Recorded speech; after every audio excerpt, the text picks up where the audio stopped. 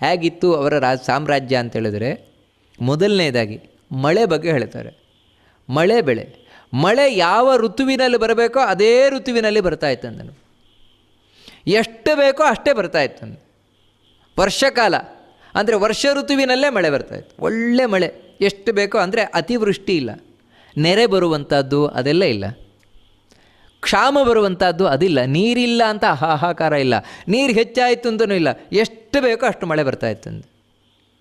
ಮಳೆಗೂ ಆಡಳಿತಕ್ಕೂ ಎಷ್ಟು ಸಂಬಂಧ ಇದೆ ಅಂತ ನಮಗಿವತ್ತೇನೆಂದರೆ, ಮಳೆ ಏನು ತನ್ನಷ್ಟಕ್ಕೆ ಬರ್ತಾ ಇರ್ತದೆ, ಅದಕ್ಕೇನು ಸಂಬಂಧ, ಸಾಮ್ರಾಜ್ಯಕ್ಕೂ ಅದಕ್ಕೇನು ಸಂಬಂಧ ಅಂತ ಇಲ್ಲ, ಆಡಳಿತಕ್ಕೂ ಮಳೆಗೂ ಸಂಬಂಧ ಇದೆ ಅಂತ.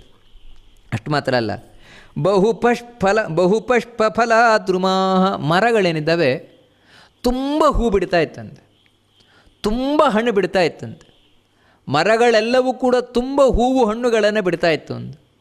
ಹೀಗಿರ್ಬೋದು, ಅವುಗಳಿಗೆ ಕೀಟ ಬಾಧೆ ತುಂಬ ಕಮ್ಮಿ ಇರ್ತಾಯಿತ್ತು, ಯಾವುದೇ ಕೀಟ ಬಾಧೆ ಇರ್ತಾ ಇರಲಿಲ್ಲ, ಯಾವುದೇ ರೋಗ ರುಜಿನಗಳು ಇರ್ತಾ ಇರಲಿಲ್ಲ ಮರಗಳಿಗೆ. ಅದಕ್ಕಾಗಿ ಮರಗಳು ಒಳ್ಳೆ ಹೂ ಬಿಡ್ತಾಯಿತ್ತು, ಒಳ್ಳೆ ಹಣ್ಣು ಬಿಡ್ತಾಯಿತ್ತು. ಇದಕ್ಕೆಲ್ಲ ಮೂಲ ಕಾರಣ ಏನು ಅಂತೇಳಿದರೆ, ಭೀಷ್ಮಾಚಾರ್ಯರು ಧಾರ್ಮಿಕವಾಗಿ ಸಾಮ್ರಾಜ್ಯವನ್ನು ನಡೆಸ್ಕೊಂಡು ಹೋಗ್ತಾಯಿದ್ರು, ಧರ್ಮದಿಂದ ಸಾಮ್ರಾಜ್ಯವನ್ನು ಮಾಡ್ತಾಯಿದ್ರು. ಅದು ಬಹಳ ಮುಖ್ಯ. ಇದೆಲ್ಲ ನಾವು ಯಾಕೆ ಕೇಳಬೇಕು ಅಂತೇಳಿದರೆ, ಇವತ್ತೆಲ್ಲ ಇದಕ್ಕೆ ಉಲ್ಟ, ನಾವು ವಿರುದ್ಧವಾಗಿ ಕಾಣ್ತೇವೆ. ಮಳೆ ಬರಬೇಕಾದ್ರೆ ಮಳೆ ಬರೋಲ್ಲ, ಯಾವಾಗ ಮಳೆ ಬರಬಾರ್ದು ಆವಾಗ ಮಳೆ ಬಂದು ಬೆಳೆಯನ್ನೆಲ್ಲ ಕೊಚ್ಕೊಂಡು ಹೋಗಿಬಿಡ್ತದೆ. ಇನ್ನೇನು ಕೈಗೆ ಸಿಗಬೇಕು ಅಂತ ಆಗಬೇಕಾದ್ರೆ ಮಳೆ ಬಂತು, ಎಲ್ಲ ಕೊಚ್ಕೊಂಡು ಹೋಯಿತು. ಮಳೆ ಇಲ್ಲವೇ ಇಲ್ಲ, ಮಳೆಗಾಗಿ ಕೆಲವು ಸಲ ಪ್ರಾರ್ಥನೆ, ಕೆಲವು ಸಲ ಅಯ್ಯೋ ನೆರೆ ಬಂತು ಅಂತ. ಈ ರೀತಿ ಇವತ್ತು ನೋಡ್ತೇವೆ, ಎಲ್ಲ ಅಸ್ತವ್ಯಸ್ತ. ಇನ್ನು ಮರಗಳ ಕಥೆ ನೋಡಿದರೂ ಕೂಡ ಇದೆ ನೋಡಿ, ಮರಕ್ಕೆ ಆ ರೋಗ ಈ ರೋಗ, ಅಲ್ಲಿ ಅದು ಬಿದ್ದೋಯ್ತು, ಇಲ್ಲಿ ಇದು ಬಿದ್ದು, ಹೀಗೆ. ಇದಕ್ಕೆಲ್ಲ ಮೂಲ ಕಾರಣ ಏನು ಅಂತೇಳಿದರೆ, ಹಿಂದೆ ಸಾಮ್ರಾಜ್ಯ ರಾಜ ಅಂತಿದ್ದದ್ದೇ ಧರ್ಮ ಪರಿಪಾಲನೆಗೋಸ್ಕರ. ಆದರೆ ಇವತ್ತಿನ ಆಡಳಿತದಲ್ಲಿ ಧರ್ಮಕ್ಕೆ ಅವಕಾಶವೇ ಇಲ್ಲ. ಯಾಕಂದರೆ ಇವತ್ತು ಧರ್ಮ ನಿರಪೇಕ್ಷ, ಯಾವುದೇ ಸರಕಾರ ಬಂದರೂ ಕೂಡ ಧರ್ಮ ನಿರಪೇಕ್ಷ, ಧರ್ಮಕ್ಕಲ್ಲಿ ಹೆಸರಿಲ್ಲ, ದೇವರಿಗಲ್ಲಿ ಹೆಸರಿಲ್ಲ. ಅಂದರೆ ನೋಡಿ, ಇವತ್ತು ಯಾವುದೇ ರಾಜ್ಯಭಾರ ಮಾಡುವವನು ಬಂದರೂ ಕೂಡ ದೇವರ ಹೆಸರು ಹೇಳಲಿಕ್ಕಿಲ್ಲ. ಅವನು ದೇವರ ಹೆಸರು ಹೇಳಿದ ಅಂತ ಹೇಳಿದರೆ ಅವನನ್ನು ಜಾತೀಯತೆಯಿಂದ, ಅವನೊಬ್ಬ ಜಾತೀಯ ಅಂತ ವಾದಿ ಅಂತ ಹೇಳಿಬಿಡ್ತಾನೆ. ಅವತ್ತು ಜಾತ್ಯತೀತ. ಅದಕ್ಕೋಸ್ಕರ ಏನು ಅಂದರೆ, ಯಾವ ದೇವತೆಗಳ ಹೆಸರು ಹೇಳಲಿಕ್ಕಿಲ್ಲ, ಯಾವ ದೇವತೆಗಳ ಪ್ರಾರ್ಥನೆಯೂ ಮಾಡಲಿಕ್ಕಿಲ್ಲ. ಅಂದರೆ ನಾಸ್ತಿಕವಾದ ಸಾಮ್ರಾಜ್ಯ. ನಾಸ್ತಿಕವಾದ ಸಾಮ್ರಾಜ್ಯಕ್ಕೂ ಆಸ್ತಿಕವಾದ ಸಾಮ್ರಾಜ್ಯಕ್ಕೂ ಎಷ್ಟು ವ್ಯತ್ಯಾಸ ಇದೆ ಅನ್ನೋದು ನಾವೆಲ್ಲಿ ಗಮನಿಸಬೇಕಾದದ್ದು.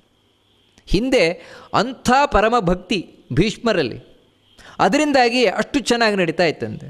ಅಷ್ಟು ಮಾತ್ರ ಅಲ್ಲ, ಇನ್ನೂ ಹೇಳ್ತಾರೆ, ವಾಹನ ನಿಪ್ರಹೃಷ್ಟಾನಿ, ವಾಹನಗಳು ತುಂಬ ಖುಷಿಯಿಂದ ಕೂಡ್ಕೊಂಡಿದ್ವಂತೆ.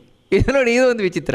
ವಾಹನಗಳು ಬಹಳ ಖುಷಿ ಇದ್ದಿದ್ದು. ಅಂದರೆ ವಾಹನಗಳು ಖುಷಿಯಿಂದ ಇರೋದು ಅಂತ ಹೇಳಿದ್ರೇನು ಅಂದರೆ, ಇಂಥದ್ದು ಕುದುರೆ ಗಾಡಿ, ಎತ್ತಿನ ಗಾಡಿ ಮತ್ತು ಕತ್ತೆ ಗಾಡಿ, ಇಂಥವುಗಳೆಲ್ಲ ಅವುಗಳು ಖುಷಿ ಪಡುವುದು ಅಂತ ಹೇಳಿದ್ರೇನು, ಹೀಗಿರ್ಬೋದು. ಭೀಷ್ಮರ ಕಾನೂನು ಹೀಗಿತ್ತೇನು, ಯಾವುದೇ ಪ್ರಾಣಿಯ ಮೇಲೂ ಕೂಡ ಅದರ ಒಂದೇನು ಶಕ್ತಿ ಇದೆ, ಶಕ್ತಿ ಮೀರಿ ಯಾವುದೇ ವಸ್ತುವನ್ನು ಹೋರಿಸಬಾರದು, ಇಷ್ಟೇ ಹೋರಿಸಬೇಕು. ಅವುಗಳಲ್ಲಿ ಈ ರೀತಿ ನಿಯಮ ಇತ್ತು. ಆ ಕಾನೂನನ್ನು ಕಟ್ಟುನಿಟ್ಟಾಗಿ ಪಾಲನೆ ಮಾಡಲಾಗ್ತಾಯಿತ್ತು. ಮತ್ತು ಇಷ್ಟೇ ದೂರ ಹೋಗಬೇಕು, ಪ್ರಾಣಿಯನ್ನು ಕರ್ಕೊಂಡು ಹೋಗಬೇಕು, ಅದಕ್ಕಿಂತ ಹೆಚ್ಚು ಹೋಗಬಾರ್ದು. ಯಾಕಂತ ಹೇಳಿದ್ರೆ ಸುಮ್ಮನೆ ಓಡಿಸ್ಕೊಂಡು ಹೋಗ್ತಾ ಇರೋದು, ಅವುಗಳಿಗೆ ಸುಸ್ತಾಗ್ತದೋ ಇಲ್ವೋ ನೋಡೋಲ್ಲ, ಆಹಾರ ಸಿಗ್ತದೋ ಇಲ್ವೋ ನೋಡೋಲ್ಲ, ಅವುಗಳು ಎಷ್ಟು ಹೋರ್ತವೋ ಅದಕ್ಕಿಂತಲೂ ಹೆಚ್ಚು, ಅಂದರೆ ಓವರ್ಲೋಡ್ ಓಡಿಸುವಂತ. ಇವೆಲ್ಲ ಏನಂದರೆ ಪಾಪ ವಾಹನಗಳಿಗೆ ತುಂಬ ಕಷ್ಟ. ಆ ರೀತಿ ಏನೂ ಇರ್ತಾ ಇರಲಿಲ್ಲ. ಅದಕ್ಕಾಗಿ ವಾಹನಗಳು ಕೂಡ ಅತ್ಯಂತ ಖುಷಿಯಿಂದ ಇದ್ವಂತೆ. ಅಷ್ಟು ಮಾತ್ರ ಅಲ್ಲ, ಮುದಿತಾ ಮೃಗ ಪಕ್ಷಿಣಃ, ಎಲ್ಲ ಮೃಗಗಳು ಪಕ್ಷಿಗಳು ಬಹಳ ಸಂತೋಷದಿಂದಿದ್ವಂತೆ. ಯಾಕಂದರೆ ಕಾಡು ನಾಶ ಮಾಡ್ತಾ ಇರಲಿಲ್ಲ, ಕಾಡುಗಳನ್ನು ಉಳಿಸ್ತಾ ಇದ್ರು, ಕಾಡಿನ ಸಂರಕ್ಷಣೆ ಆಗ್ತಾಯಿತ್ತು, ಪರಿಸರನ ಮಾಲಿನ್ಯ ಇರಲಿಲ್ಲ. ನೋಡಿ, ಯಾವತ್ತು ಪಶು ಪಕ್ಷಿಗಳು ಚೆನ್ನಾಗಿರಬೇಕು ಅಂತೇಳಿದರೆ ಅವುಗಳಿಗೆ ಕಾಡು ಬೇಕು, ಮರಗಳು ಬೇಕು, ಅದರೊಟ್ಟಿಗೆ ಪರಿಸರ ಮಾಲಿನ್ಯ ಇರಬಾರ್ದು, ವಾಯು ಮಾಲಿನ್ಯ ಮುಂತಾದವುಗಳು ಇರಬಾರ್ದು. ಅದೇನೂ ಇರಲಿಲ್ಲ ಭೀಷ್ಮಾಚಾರ್ಯರು ರಾಜ್ಯಭಾರ ಮಾಡಬೇಕಾದ್ರೆ. ಅದರಿಂದಾಗಿ ಪಕ್ಷಿಗಳು ಹಾಗೂ ಮೃಗಗಳು ಆನಂದವಾಗಿರ್ತಾ ಇದ್ವಂತೆ. ಮತ್ತು ಇನ್ನೊಂದು ಏನು ಅಂತ ಹೇಳಿದ್ರೆ, ಕಂಡವರು ಕೊಲ್ಲುವುದಿಲ್ಲ. ಇವತ್ತು ನಾವು ನೋಡ್ತೇವೆ ಅಂತ ಹೇಳಿದ್ರೆ ಪ್ರಾಣಿಗಳನ್ನು ಕೊಲ್ಲುವವರು ಒಂದು ಕಡೆಯಿಂದ, ಆ ಆಸೆಯಿಂದ ಈ ಆಸೆಯಿಂದ, ಇನ್ನೊಂದು ಕಡೆಯಿಂದ ಕಾಡನ್ನು ನಾಶ ಮಾಡುವವರು, ಅವುಗಳಿಗಿರ್ಲಿಕ್ಕೆ ಜಾಗವೇ ಇಲ್ಲ. ಹಿಂದೆ ಆ ರೀತಿ ಇರಲಿಲ್ಲವಂತೆ ಭೀಷ್ಮಾಚಾರ್ಯರ ಕಾಲದಲ್ಲಿ. ಮೃಗಗಳು ಪಕ್ಷಿಗಳು ಆನಂದವಾಗಿದ್ವಂತೆ. ರೂಢಸಸ್ಯಾಭವದ್ ಭೂಮಿ ಸಸ್ಯಾನಿ ಫಲವಂತಿ ಚ, ಭೂಮಿಯಲ್ಲಿ ಎಲ್ಲಿ ನೋಡಿದ್ರು ಹಚ್ಚ ಹಸಿರಾಗಿರ್ತಾ ಇತ್ತಂತೆ, ಎಲ್ಲ ಕಡೆ ಹಚ್ಚ ಹಸಿರಂದೆ. ಮತ್ತು ಯಾವುದೇ ಮರವೂ ಕೂಡ ಸುಮ್ಮನೆ ಫಲ ಕೊಡೋಲ್ಲ ಅಂತಿಲ್ಲ, ಎಲ್ಲ ಮರಗಳು ಫಲ ಕೊಡ್ತಾ ಇದ್ವಂತೆ. ನಾವಿವತ್ತೇನಿದ್ರೆ ಇವತ್ತು ನೋಡ್ತೇವೆ ಮಾವಿನ ಮರಗಳು ಫಲ ಕೊಡೋಲ್ಲ, ಮಾವಿನ ಮರ ನೆಟ್ಟರು ಕೂಡ ಎಷ್ಟು ವರ್ಷ ಆದರೂ ಫಲವೇ ಕೊಡೋಲ್ಲ, ಅಂಥ ಮರಗಳು ಇರ್ತವೆ. ಆದರೆ ಹಿಂದೆ ಆ ರೀತಿ ಇಲ್ವಂತೆ. ಭೀಷ್ಮಾಚಾರ್ಯರು ರಾಜ್ಯಭಾರ ಮಾಡಬೇಕಾದ್ರೆ ಎಲ್ಲ ಮರಗಳು ಫಲವನ್ನು ಕೊಡ್ತಾ ಇದ್ವಂತೆ. ಗಂಧವಂತಿ ಚ ಮಾಲ್ಯಾನಿ ಪುಷ್ಪಾಣಿ ರಸವಂತಿ ಚ ಅಂತ, ಯಾವುದೇ ಒಂದು ಪುಷ್ಪ ಒಳ್ಳೆ ಪರಿಮಳದಿಂದ ಕೂಡಿರ್ತಾ ಇತ್ತಂತೆ. ಅಷ್ಟು ಮಾತ್ರ ಅಲ್ಲ, ಅದರ ಮಕರಂದ ಅಷ್ಟು ರುಚಿಯಾಗಿರ್ತಾ ಇತ್ತಂತೆ. ಪುಷ್ಪಗಳೆಲ್ಲವೂ ಒಳ್ಳೆ ಪರಿಮಳದಿಂದ ಕೂಡಿತ್ತು ಅಂದ. ಅಲ್ಲ, ಪುಷ್ಪ ಅಂತ ಹೇಳಿದ ಮೇಲೆ ಪರಿಮಳ ಇದ್ದೇ ಇರ್ತದೆ ತಾನೆ, ಅದರಲ್ಲೂ ಏನು ಸ್ಪೆಷಾಲಿಟಿ ಇದೆ ಅಂತ ಹೇಳ್ಬೋದು. ಹೌದು, ಇವತ್ತು ನಾವು ನೋಡ್ತೇವೆ ಪುಷ್ಪಗಳೊಂದು ಪರಿಮಳ ಅಂತ ಬರ್ತದೆ, ಆದರೆ ಅದು ಅಷ್ಟಕ್ಕಷ್ಟೇ. ನಿಮಗೆ ಎಲ್ಲಿವರೆಗೆ ಎಂದರೆ ಇವತ್ತೊಂದು ಗಂಧದ ಕೊರಡು ಅಂತ ನೀವು ಮನೆಗೆ ತಂದರೂ ಕೂಡ ಅದನ್ನು ತೇದಿದ್ರು ಪರಿಮಳ ಇರೋಲ್ಲ. ಅದು ಅಂಥ ಗಂಧ, ಅಂದರೆ ಗಂಧ ಅಂತ ಹೇಳಿದ್ರೇ ಪರಿಮಳ ಬರಲಿಕ್ಕಿರುವಂಥದ್ದು, ಅದು ಪರಿಮಳ ಬರೋಲ್ಲ. ಯಾಕೆ ಅಂತ ನಮಗೆ ಗೊತ್ತು. ಕಳ್ಳಕಾಕರುಗಳು ಈ ಎಳೆ ಗಂಧವನ್ನೇ ಕದ್ಕೊಂಡು ಹೋಗ್ತಾರೆ, ಅದನ್ನೇ ಮಾರಾಟ ಮಾಡ್ತಾರೆ, ಅದನ್ನು ನಾವು ಹಿಡ್ಕೊಂಬರ್ತೇವೆ, ಅದನ್ನು ತೇತೇವೆ. ನಿಜವಾಗಿಯೂ ಗಂಧವನ್ನು ಬಿಡಬೇಕು, ಅದು ಒಳ್ಳೆ ಬಲಿತು ಅದರ ಒಳಗಿನ ನಾರು ಸಿಗಬೇಕು, ಮದ್ಯದ್ದು, ಅದು ಒಳ್ಳೆ ಪರಿಮಳ. ಹಿಂದೆ ಆ ರೀತಿ ಇರ್ತಾಯಿತ್ತು, ಒಳ್ಳೆ ಪರಿಮಳ ಭರಿತವಾದಂತಹ ಗಂಧ, ಒಳ್ಳೆ ಪರಿಮಳ ಭರಿತವಾದಂತಹ ಪುಷ್ಪ, ಇವೆಲ್ಲ ವಾತಾವರಣ ಒಳ್ಳೆ ಪರಿಮಳ ಭರಿತವಾಗಿರ್ತಾ ಇತ್ತಂತೆ. ಅಷ್ಟು ಮಾತ್ರ ಅಲ್ಲ, ವಣಿಗ್ಭಿ ಚೋಪಕೀರಿಯಂತೆ ನಗರಾಣ್ಯಥ ಶಿಲ್ಪಿಭಿ ಅಂತ ಹೇಳ್ತಾರೆ. ಇಡೀ ನಗರಗಳೆಲ್ಲವೂ ಕೂಡ ವರ್ತಕರಿಂದ ಸೇರಿ ಹೋಗಿತ್ತಂತೆ. ಮರ್ಚೆಂಟ್ಸ್, ವ್ಯಾಪಾರಿಗಳು ನಗರದಲ್ಲಿ ಸೇರಿ ಹೋಗಿದ್ರಂತೆ. ಅಲ್ಲ, ಇದೇನು ದೊಡ್ಡದು, ನಗರ ಅಂತ ಹೇಳಿದ ಮೇಲೆ ವ್ಯಾಪಾರಿಗಳು ಇದ್ದೇ ಇರ್ತಾರಲ್ವ ಅಂತ ಹೇಳ್ಬೋದು. ಹೌದು, ಆದರೆ ನಗರದಲ್ಲಿ ಯಾಕೆ ಅವರು ವಾಸ ಮಾಡ್ತಾಯಿದ್ರು ಅಂತ ಹೇಳಿದ್ರೆ ಕಾನೂನು ಅಷ್ಟು ಚೆನ್ನಾಗಿತ್ತು. ವರ್ತಕರಿಗೆ ಎಲ್ಲ ರೀತಿಯ ರಕ್ಷಣೆ ನೀಡ್ತಾಯಿತ್ತು. ಹೊರತು ಯಾರೋ ಬರೋದು, ಇವತ್ತಷ್ಟು ವಸೂಲಿ ಮಾಡಿ ಹೋಗೋದು, ನಾಳೆ ಅಷ್ಟು ವಸೂಲಿ ಮಾಡಿ ಹೋಗೋದು, ಅವರು ಈ ರೀತಿ 10 ಜನ ಬಂದು ವರ್ತಕರಿಗೆ ಹಿಂಸೆಯನ್ನು ಕೊಡುವಂಥದ್ದು, ಅವರು ಇದೆಲ್ಲ ಇಲ್ಲೇ ಇಲ್ಲ. ಅಷ್ಟು ರಕ್ಷಣೆ ಸಿಗ್ತಾ ಇತ್ತು ವರ್ತಕರಿಗೆ. ಅದಕ್ಕೆ ವರ್ತಕರು ನ್ಯಾಯವಾಗಿ ತಾವು ವ್ಯಾಪಾರವನ್ನು ಮಾಡ್ತಾಯಿದ್ರು. ಅಷ್ಟು ಮಾತ್ರ ಅಲ್ಲ, ನ್ಯಾಯವಾಗಿ ತಾವು ತೆರಿಗೆಯನ್ನು ಕಟ್ತಾಯಿದ್ರು. ಅದರಿಂದಾಗಿ ಯಾವುದೇ ಅವರಿಗೆ ತೊಂದರೆಯೂ ಉಂಟಾಗ್ತಾ ಇರಲಿಲ್ಲ. ಅಂದರೆ ಇನ್ನು ಒಳ್ಳೊಳ್ಳೆ ಶಿಲ್ಪಿಗಳು ನಗರದಲ್ಲಿ ಇರ್ತಾ ಇದ್ರಂತೆ. ಯಾರಿಗೆ ಎಂಥ ಒಂದು ಶಿಲ್ಪ ಬೇಕೋ ಅಂತಹ ಶಿಲ್ಪವನ್ನು ಕೆತ್ತುಕೊಡ್ತಾ ಇದ್ರಂತೆ. ಶೂರಾಶ್ಚ ಕೃತ ವಿದ್ಯಾಶ್ಚ ಸಂತಶ್ಚ ಸುಖಿನೋ ಭವನ್ ನಾಭವತ್ ಕೃಪಣಃ ಕಶ್ಚಿತ್ ಕಾಚಿತ್ ವಿಧವಾ ಭವತ್ ನ ಕಶ್ಚಿತ್ ವಿಧವಾ ಭವತ್. ಸಾಮಾನ್ಯವಾಗಿ ಎಲ್ಲ ಜನಗಳು ಭೀಷ್ಮಾಚಾರ್ಯರು ಆಳ್ಬೇಕಾದ್ರೆ ಒಳ್ಳೆ ಶೂರರಂತೆ, ಹೇಡಿಗಳು ಯಾರೂ ಇಲ್ಲ. ಮತ್ತು ಎಲ್ಲರೂ ವಿದ್ಯಾವಂತರೇ ಅಲ್ಲಿ. ಅಂದರೆ ಇವತ್ತು ನಾವು ಸಾಕ್ಷರತೆ ಎಂದು ಆದರೆ ಇದು ಸಾಕ್ಷರತೆ ಅವಶ್ಯಕತೆ ಇರಲಿಲ್ಲ. ಕೃತ ವಿದ್ಯಾಶ್ಚ, ಎಲ್ಲರೂ ವಿದ್ಯಾವಂತರಾಗಿದ್ದರು. ಸ್ವಾರಸ್ಯ ಏನು ಅಂತೇಳಿದ್ರೆ, ನಮಗಿವತ್ತು ವಿದ್ಯಾವಂತರು ಅಂತೇಳಿದರೆ ಶಾಲೆಯಿಂದ ಸರ್ಟಿಫಿಕೇಟ್ ಪಡೆದವರು ಮಾತ್ರ ವಿದ್ಯಾವಂತರು, ಉಳಿದವರು ವಿದ್ಯಾವಂತರಲ್ಲ. ಹಿಂದೆ ಹಾಗಲ್ಲ. ಒಬ್ಬ ವ್ಯಕ್ತಿ ಕುಲ ಕಸುಬು ಯಾವುದಿದೆ ಅವನಿಗೆ, ಅದರಲ್ಲಿ ಅವನು ಎಕ್ಸ್ಪರ್ಟ್ ಆದಂದರೆ ಅದು ಒಂದು ವಿದ್ಯೆ. ಅದನ್ನು ವಿದ್ಯೆ ನಮಗಿವತ್ತೇನು ಅಂತ ಹೇಳಿದ್ರೆ, ಶಾಲೆಯಲ್ಲಿ ಹೋಗಿ ಅವನೇನು ಸೈನ್ಸು, ಮ್ಯಾಥ್ಸು, ಆರ್ಟ್ಸ್ ಇಂಥದ್ದೆಲ್ಲ ಇದು ಮಾತ್ರ ವಿದ್ಯೆ. ಅದಕ್ಕಿಂತ ಹೊರತಾದದ್ದೇನಿದೆ ಅದು ವಿದ್ಯೆ ಅಂತ ಇವತ್ತು ಪರಿಗಣನೆ ಮಾಡೋಲ್ಲ. ಆದರೆ ಹಿಂದೆ ಆ ರೀತಿ ಇರ್ತಾ ಇರಲಿಲ್ಲ. ಪ್ರತಿಯೊಂದು ವಿದ್ಯೆಯೇ, ಆ ವಿದ್ಯೆಯನ್ನು ಯಾರು ಕಲಿತಾನೆ ಅವನು ವಿದ್ಯಾವಂತನೇ. ಹೀಗೆ ಎಲ್ಲರೂ ಕೂಡ ಒಳ್ಳೆ ವಿದ್ಯಾವಂತರಾಗ್ತಾಯಿದ್ರು, ಒಳ್ಳೆ ಶೂರರಾಗಿರ್ತಾ ಇದ್ರಂತೆ. ಮತ್ತು ಯಾವತ್ತೂ ಒಳ್ಳೆ ಸುಖದಿಂದಿರ್ತಾ ಇದ್ರಂತೆ, ಖುಷಿಯಿಂದಿರ್ತಾ ಇದ್ರಂತೆ. ಎಲ್ಲಿಯೂ ಬಡವರೇ ಇರಲಿಲ್ವಂತೆ. ಭೀಷ್ಮಾಚಾರ್ಯರು ರಾಜ್ಯಭಾರವನ್ನು ಮಾಡಬೇಕಾದ್ರೆ ಬಡವರೇ ಇರ್ತಾ ಇರಲಿಲ್ವಂತೆ ಎಲ್ಲಿಯೂ ಕೂಡ. ಅಷ್ಟು ಮಾತ್ರ ಅಲ್ಲ, ವಿಧವೆಯರೇ ಇರ್ತಾ ಇರಲಿಲ್ವಂತೆ. ಎಲ್ಲರೂ ತಾವು ಮುತ್ತೈದೆಯರೇ ಆಗಿರ್ತಾ ಇದ್ರಂತೆ. ವೈಧವ್ಯ ಕಾಣ್ತಾ ಇಲ್ಲೇ ಇಲ್ವಂತೆ. ಕಾರಣ ಏನಂದರೆ ಪಾಪ ಮಾಡಲಿಕ್ಕೆ ಬಿಡ್ತಾ ಇರಲಿಲ್ಲ ಭೀಷ್ಮಾಚಾರ್ಯರು. ಆ ರೀತಿ ತಾವಿರ್ತಾ ಇದ್ರಂತೆ. ನಾ ಭವಂದಸ್ಯ ವಕ್ಕೇಚಿತ್ ನಾ ಧರ್ಮ ರುಚಯೋ ಜನಾ ಪ್ರದೇಶೇಷ್ವಪಿ ರಾಷ್ಟ್ರಾನಾಂ ಕೃತಂ ಯುಗಮ ವರ್ತತ. ಎಲ್ಲಿಯೂ ಕಳ್ಳರಿಲ್ವಂತೆ. ಅದಕ್ಕೆ ಮಧ್ಯರಾತ್ರಿಯೂ ಕೂಡ ಆರಾಮಾಗಿ ಬಾಗಿಲು ತೆಗೆದಿಟ್ಟು ಎಲ್ಲಿಗೆ ಬೇಕಾದರೂ ಹೋಗಿ ಬರ್ಬೋದು. ಯಾವುದೇ ಕಳ್ಳಕಾಕರ ಭಯ ಇಲ್ಲ. ಯಾಕಂದರೆ ಕಾನೂನು ಅಷ್ಟು ಬಿಗಿಯಾಗಿತ್ತು. ಆ ಕಾನೂನನ್ನು ಪಾಲಿಸುವವರು, ಕಾನೂನನ್ನು ರಕ್ಷಿಸುವವರು ಇಬ್ಬರೂ ಕೂಡ ಸರಿ ಇದ್ದರು.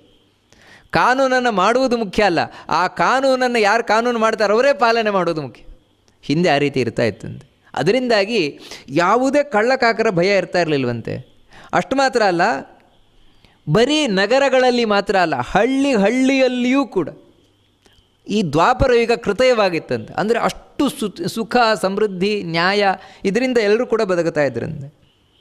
ಅಷ್ಟು ಮಾತ್ರ ಅಲ್ಲ, ಪ್ರಾಸಾದ ಶತ ಸಂಬಾಧಂ ಮಹೇಂದ್ರಪುರ ಸನ್ನಿಭಂ ನದೀಪಾದಪಷಂಡೇಶು ವಾಪಿ ಪಲ್ವಲ ಸೇತುಷು ಕಾನನೇಶು ವಿಚಿತ್ರೇಶು ವಿಜಕ್ರುರ್ಮುದಿತಾ ಜನಾಃ. ಏನು ಪಟ್ಟಣಗಳು ಅಂತ ಹೇಳಿದ್ರೆ ನಾವು ಇವತ್ತೇನು ತಿಳ್ಕೊಂಡಿದ್ದೇವೆ ಅಂತ ಹೇಳಿದರೆ ಏನು ಹಿಂದೆ ಎಲ್ಲ ಗುಡಿಸಲುಗಳಿದ್ದದ್ದು, ಅಥವಾ ಏನೋ ಒಂದು ಮನೆ ಕಟ್ಕೊಂಡಿರ್ತಾಯಿದ್ರು, ಹಂಚಿನ ಮನೆ ಹಾಗೆ ಹೇಗೆ ಅಂತ. ಆದರೆ ಹೇಳ್ತಾರೆ ಆ ಹಸ್ತಿನಪುರದಲ್ಲಿ ಅಥವಾ ಭೀಷ್ಮಾಚಾರ್ಯರು ಸಾಮ್ರಾಷ್ಟ್ರ ಈ ರಾಜ್ಯಭಾರ ಮಾಡಬೇಕಾದ್ರೆ ಎಲ್ಲಿ ನೋಡಿದರೂ ಕೂಡ 106 ಬಹುಮಹಡಿಯ ಕಟ್ಟಡಗಳನ್ನು, ಅದಕ್ಕೆ ಪ್ರಾಸಾದ ಅಂತ ಹೇಳ್ತಾರೆ. ಪ್ರಾಸಾದ ಅಂದರೆ ಮಹಡಿಯ ಕಟ್ಟಡ. ಮಹಡಿಯ ಕಟ್ಟಡಗಳು 106 ಇರ್ತಾ ಇದ್ವಂತೆ. ಅಂದರೆ ಎಷ್ಟು ಶ್ರೀಮಂತಿಕೆಯಿಂದ ಕೂಡಿತ್ತು ಅಂತ. ಬಹುಪ್ರಾಸಾದ ಸಂಯುಕ್ತಂ ಮಹೇಂದ್ರಪುರ ಸನ್ನಿಭಂ. ಅಷ್ಟು ಮಾತ್ರ ಅಲ್ಲ, ನದಿ ಏನಿದೆ, ನದಿಯ ತೀರಗಳಲ್ಲಿ ಅಷ್ಟು ಸುಂದರವಾಗಿ ಇಡ್ತಾ ಇದ್ರಂತೆ. ಯಾವುದೇ ಗಲೀಜಿಲ್ಲದ ಹಾಗೆ ನದಿಯ ತೀರವನ್ನು ಕಾಪಾಡಿಕೊಳ್ತಾ ಇದ್ರಂತೆ. ಮತ್ತು ಈ ನದಿಯನ್ನು ದಾಟಲಿಕ್ಕೆ ಸೇತುವೆ ನಿರ್ಮಾಣ ಮಾಡಲ್ಪಡ್ತಾ ಇತ್ತಂತೆ. ಆಗಿನ ಕಾಲದಲ್ಲೇ ಸೇತುವೆ ಇತ್ತು ನೋಡಿ, ಸೇತುವೆಗಳು ಇವೆಲ್ಲ ಇರ್ತಾ ಇತ್ತಂತೆ. ಜನಗಳು ಅಲ್ಲೆಲ್ಲ ಸಂಚಾರ ಮಾಡ್ತಾ ತಾವು ಆನಂದವನ್ನು ಪಡ್ತಾ ಇದ್ರಂತೆ. ಅನ್ಯೋನ್ಯ ಪ್ರೀತಿ ಸಂಯುಕ್ತ ವರ್ಧಂತೆ ಸ್ಮ ಪ್ರಜಾಸ್ತದ.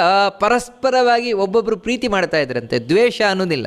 ಅವರಿಗಿವರು ಸಹಾಯ ಮಾಡೋದು. ಮತ್ತು ಮಾನಕ್ರೋಧ ವಿಹೀನಾಶ್ಚ, ನಮಗೆ ಮರ್ಯಾದೆ ಸಿಗಬೇಕು, ಇದೆಲ್ಲ ಏನಿಲ್ಲ ಜನರಿಗೆ. ಮತ್ತು ಎಲ್ಲರೂ ಕೂಡ ಪರಸ್ಪರವಾಗಿ ಮರ್ಯಾದೆಯನ್ನು ಕೊಡ್ತಾ ಇದ್ದರು, ಮರ್ಯಾದೆಯನ್ನು ಪಡಿತಾ ಇದ್ದರು. ಅಷ್ಟು ಮಾತ್ರ ಅಲ್ಲ, ಸಿಟ್ಟೆಲ್ಲ ಮಾಡ್ತಾ ಇರಲಿಲ್ವಂತೆ, ಸಿಟ್ಟು ಮುಂತಾದವುಗಳು ಇರ್ತಾ ಇರಲಿಲ್ವಂತೆ, ಯಾರಿಗೂ ಕೂಡ ದುರಾಸೆ ಇರ್ತಾ ಇರಲಿಲ್ವಂತೆ. ಅನ್ಯೋನ್ಯವಾಗಿ ಬದುಕ್ತಾ ಇದ್ರಂತೆ. ಎಲ್ಲಕ್ಕಿಂತ ಮುಖ್ಯವಾಗಿ ಕೂಪಾರಾಮ ಸಭಾವಾಪ್ಯೋ ಬ್ರಾಹ್ಮಣಾವಸ್ತಥಾಸ್ತಥ. ಅಲ್ಲಲ್ಲಿ ಬಾವಿ, ಅಲ್ಲಲ್ಲಿ ಕೆರೆ, ಮತ್ತು ಬ್ರಾಹ್ಮಣರಿಗೋಸ್ಕರ ವಿಶೇಷವಾದ ಅಗ್ರಹಾರ ಮುಂತಾದವುಗಳನ್ನು ನೋಡ್ತೇವೆ. ಬ್ರಾಹ್ಮಣರಿಗೋಸ್ಕರ ಈ ರೀತಿ ಪ್ರತಿಯೊಬ್ಬರಿಗೂ ಅವರಿಗೆ ಯಾವ ರೀತಿ ಯೋಗ್ಯವಾದದ್ದು ಬೇಕು ಆ ರೀತಿ ನಿರ್ಮಾಣ ಮಾಡಿಕೊಡ್ತಾ ಇದ್ರಂತೆ. ಭೀಷ್ಮಾಚಾರ್ಯರಾದರೂ ಉಳಿದ ಏನು ಶತ್ರುಗಳೇನಿದ್ದಾರೆ ಶತ್ರುಗಳನ್ನೆಲ್ಲ ಬಗ್ಗು ಬಡಿದಿದ್ರು. ಅದರಿಂದ ಯಾವ ಶತ್ರುಗಳ ಕಾಟವೇ ಇರಲಿಲ್ವಂತೆ. ಕ್ರಿಯಮಾಣೇಶು ಕೃತ್ಯೇಷು ಕುಮಾರಾಣಾಂ ಯಶಸ್ವಿನಾಂ ಪೌರಜಾನಪದ ಸರ್ವೇ ಬುಭೂಷು ಪರಮೋತ್ಸವಾ. ಈ ಧೃತರಾಷ್ಟ್ರ, ಪಾಂಡು, ವಿದುರ ಈ ಮೂವರಿಗೆ ಏನೇ ಕಾರ್ಯಕ್ರಮವನ್ನು ಮಾಡಿದರೂ ಕೂಡ ಭೀಷ್ಮರು ಇಡೀ ಊರಿನ ಜನ ಭಾಗವಹಿಸ್ತಾ ಇದ್ರಂತೆ. ಅಷ್ಟು ಸಂತೋಷ ಪಡ್ತಾ ಇದ್ರಂತೆ. ನಮ್ಮ ಹುಡುಗರು ಅಂತ. ಅಂದರೆ ಅಷ್ಟು ಅನ್ಯೋನ್ಯತೆ ಇರ್ತಾ ಇತ್ತು ಅಂತ ಪ್ರಜೆಗಳಿಗೂ ಹಾಗೂ ರಾಜರಿಗೂ. ಗೃಹೇಶು ಕುರು ಮುಖ್ಯಾನಾಂ ಪೌರಾಣಾಂಚ ಯಶಸ್ವಿನಾಂ ದೀಯತಾಂ ಭುಜ್ಯತಾಂ ಚೇತಿ ವಾಚೋ ಶ್ರೂಯಂತ ಸರ್ವಶಃ. ಈ ಕೌರವರ ಮನೆಯಲ್ಲಿ ಅಂದರೆ ಕುರುಕುಲದ ಮನೆ ಭೀಷ್ಮಾಚಾರ್ಯರ ಅರಮನೆಯಲ್ಲಿರ್ಬೋದು, ಇಡೀ ಊರಲ್ಲಿ ಯಾರದೇ ಮನೆಯಲ್ಲಿರ್ಬೋದು, ಎಲ್ಲೂ ಹೋದರೂ ಕೂಡ ಇಷ್ಟೇ ಅಂತ, ಬನ್ನಿ ಕೂತ್ಕೊಳ್ಳಿ, ತಿನ್ನಿ, ಮಾಡಿ, ಈ ರೀತಿಯ ಇರುತ್ತೆ ಹೊರತೇ ಮಾಡಬೇಡಿ, ತಿನ್ನಬೇಡಿ, ಬರಬೇಡಿ, ಈ ರೀತಿ ವಾಕ್ಯಗಳೇ ಇರ್ತಾ ಇರಲಿಲ್ವಂತೆ. ಅಂದರೆ ಮನಸ್ಸು ಅಷ್ಟು ದೊಡ್ಡದು ಜನರದ್ದು. ಬನ್ನಿ, ತಿನ್ನಿ, ತಗೊಳ್ಳಿ, ಈ ರೀತಿ ಅಷ್ಟು ವಿಶಾಲವಾದ ಮನಸ್ಸಂತೆ ಎಲ್ಲರದ್ದು ಕೂಡ, ಜನರದ್ದು. ಆ ರೀತಿ ಇದ್ರಂತೆ ಅವಾಗ. ಧೃತರಾಷ್ಟ್ರಶ್ಚ ಪಾಂಡುಶ್ಚ ವಿದುರಶ್ಚ ಮಹಾಯಶಾಃ ಜನ್ಮ ಪ್ರಭೃತಿ ಭೀಷ್ಮೇಣ ಪುತ್ರವತ್ ಪರಿರಕ್ಷಿತಾ.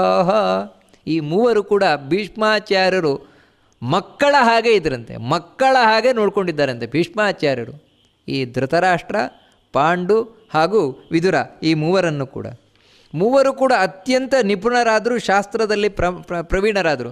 ಅದರಲ್ಲಿ ಪಾಂಡು ರಾಜನಾದ, ಧೃತರಾಷ್ಟ್ರ ರಾಜನಾಗಲಿಲ್ಲ, ಆದರೆ ರಾಜನ ಹಾಗೇ ಇದ್ದ ಧೃತರಾಷ್ಟ್ರ. ಭೀಷ್ಮ ಧೃತರಾಷ್ಟ್ರನಿಗೆ ಅವಮಾನ ಮಾಡಲಿಲ್ಲ. ಇನ್ನು ವಿದುರ ಏನಿದ್ದಾನೆ, ವಿದುರ ಹುಟ್ಟಿನಿಂದಲೇ ಒಳ್ಳೆ ಬುದ್ಧಿವಂತ, ಅದಕ್ಕೋಸ್ಕರ ಅವನನ್ನು ಮಂತ್ರಿಯನ್ನಾಗಿ ಮಾಡಿದ, ವಿದುರ ಮಂತ್ರಿ ಆದ. ಹೀಗೆ ರಾಜ್ಯಭಾರವನ್ನು ಈ ಭೀಷ್ಮರು ತಾವು ರಾಜ್ಯಭಾರವನ್ನು ಮಾಡ್ತಾ ಇದ್ದಾರೆ, ಮಕ್ಕಳನ್ನು ಬೆಳೆಸ್ತಾ ಇದ್ದಾರೆ. ಮೂವರು ಮಕ್ಕಳು ಕೂಡ ಯೌವನಕ್ಕೆ ಬಂದರಂತೆ, ಒಳ್ಳೆ ಯೌವನಕ್ಕೆ ಬಂದರು. ಯೌವನಕ್ಕೆ ಬರ್ತಾ ಇದ್ದಾಗೆ